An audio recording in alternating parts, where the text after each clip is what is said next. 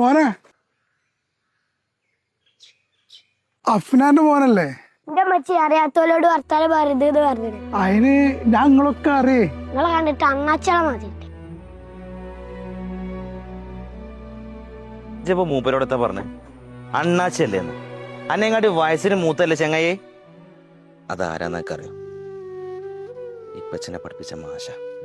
ഇപ്പച്ചനെ മാത്രല്ല അപ്പാപ്പാനെ നാരായണ മാഷ്. 4ാം ക്ലാസ് വരെ ഞാനും മാഷ മോനും ഒരുമിച്ചാ പഠിച്ചിന്. ഹർഷിത്ത് നല്ല വരക്കുവിനുമാണ്.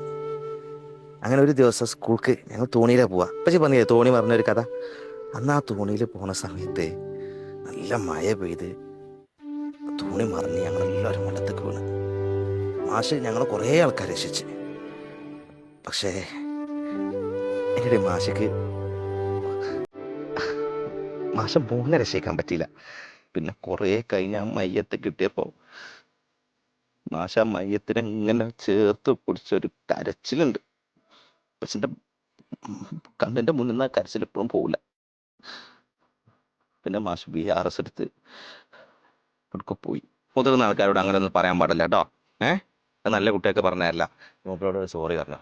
മൂപ്പര് നമ്മളെ പമ്പോസിൻ്റെ അടുത്തുണ്ടാവും. പറയാം. ഓൻ നിങ്ങളോട് എന്തോ വേണ്ടാത്ത പറഞ്ഞത്. ഞാൻ നിങ്ങളോട് മാപ്പ് വെക്കണം.